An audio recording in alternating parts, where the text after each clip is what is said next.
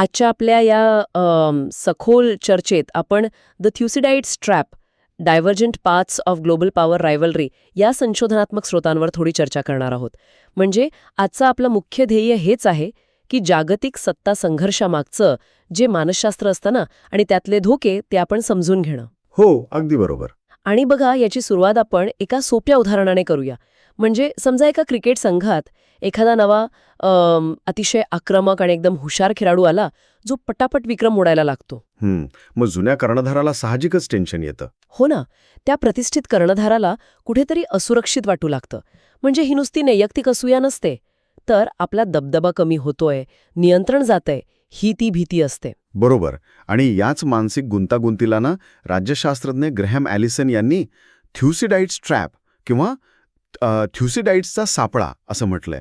म्हणजे हे नाव प्राचीन ग्रीक इतिहासकार थ्युसिडाइड्स याने पेलोपोनेशियन युद्धाचं जे वर्णन केलंय ना त्यावरून आलंय. अच्छा, ते ॲथेन्स आणि स्पार्टाचं युद्ध ना? हो, तेच.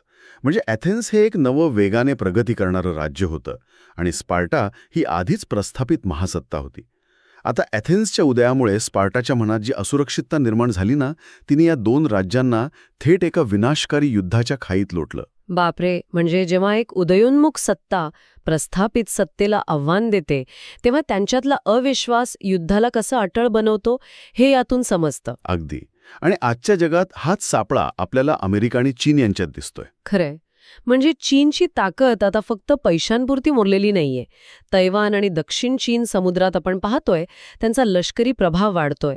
पण या स्रोतांमध्ये मला एक गोष्ट खूप प्रकर्षाने जाणवली, ती म्हणजे हे तंत्रज्ञानातलं युद्ध. हां, AI आणि 5Gचं जे चाललंय. हो, AI, 5G किंवा हवावे सारख्या कंपन्यांची मुसंडी. पण एका तंत्रज्ञान कंपनीमुळे महासत्तेची झोप का उडावी? कारण हा काही केवळ मोबाईल विकण्याचा व्यवसाय नाहीये, बरोबर? नाही, मुळीच नाही.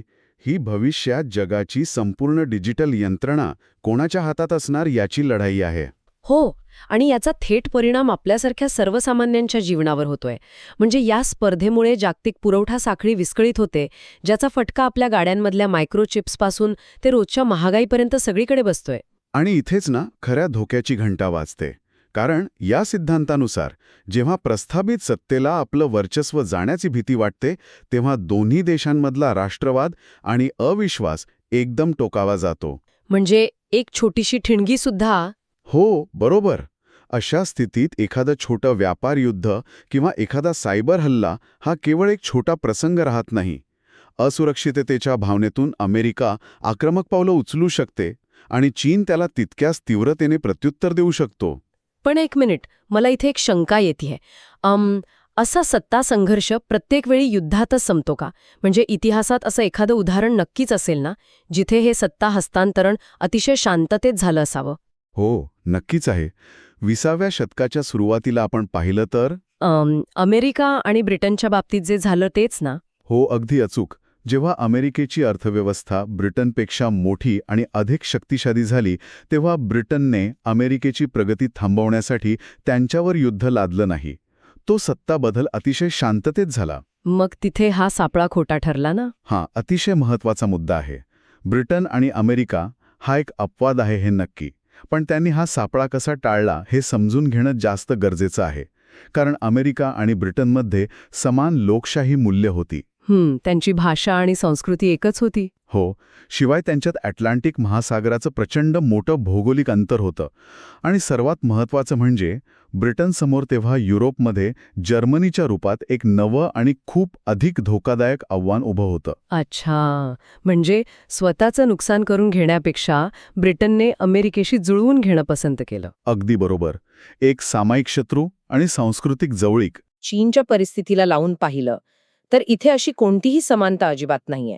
म्हणजे अमेरिकेत लोकशाही आहे तर चीनमध्ये एकपक्षीय राज्यव्यवस्था आहे. हो, दोघांच्या राजकीय विचारधारा पूर्णपणे विरुद्ध आहेत. आणि त्यांच्यात कोणतेही घट्ट सांस्कृतिक दुवे सुद्धा नाहीत. मग जर अमेरिका आणि चीनकडे ब्रिटनसारखे फायदे नाहीत तर त्यांनी हा विनाशकारी सापळा कसा टाळायचा? हाच तर सगळ्यात मोठा प्रश्न आहे. पण आपण जे स्रोत पाहिलेत त्यातून एक दिलासादायक चित्रही समोर येतं. आजची परिस्थिती काही प्राचीन ग्रीस सारखी नाहीये. म्हणजे अणुवस्त्रांमुळे? हो, सगळ्यात मोठा फरक म्हणजे आज दोन्ही देशांकडे अणुवस्त्रे आहेत. युद्धाचे परिणाम दोघांसाठीही विनाशकारी असतील ही जाणीव त्यांना रोखून धरते. आणि दुसरं म्हणजे अर्थव्यवस्था. शीतयुद्धाच्या काळात अमेरिका आणि रशियाची अर्थव्यवस्था वेगळी होती, पण आज अमेरिका आणि चीनची अर्थव्यवस्था एकमेकांवर खूप अवलंबून आहे. अगदी बरोबर, एकाचं नुकसान हे दुसऱ्याचंही नुकसान आहे. त्यामुळे मुत्सद्देगिरी आणि लष्करी पातळीवरील संवादातून हा संघर्ष नक्कीच टाळता येऊ शकतो. जग आता एका मल्टीपोलर किंवा बहुध्रुवीय व्यवस्थेकडे जाऊ शकतं. म्हणजे केवळ एकच महासत्ता नसेल, तर अनेक सत्ता एकमेकांसोबत समतोल साधत नांदू शकतील. हो, तेच. म्हणजे सुरुवातीच्या क्रिकेट संघाच्या उदाहरणाकडे परत जायचं तर केवळ एकाच स्टार कर्णधाराने संघ चालवण्याऐवजी अनेक महत्वाकांक्षी खेळाडूंनी एकत्र मिळून संघ चालवणं शिकलं पाहिजे, तेही मैदान न जाळता. हे उदाहरण अगदी छपखल बसते. पण या सखोल चर्चेच्या शेवटी ना एक विचार करायला लावणारी गोष्ट समोर येते.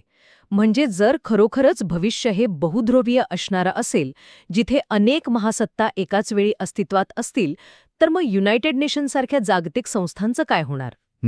हा खरंच खूप मोठा प्रश्न आहे. ही जुनी व्यवस्था अनेक नव्या आणि महत्वाकांक्षी महासत्तांना एकत्र हाताळण्यासाठी पुरेशी ठरेल का? की आपल्याला जागतिक राजकारणाची एक पूर्णपणे नवी नियमावली लिहावी लागेल? हा प्रश्न नक्कीच प्रत्येकाने विचार करण्यासारखा आहे. व्हिडिओ आवडला असेल तर लाईक करा आणि अशाच युजफुल व्हिडिओसाठी चॅनलला सबस्क्राईब करायला विसरू नका.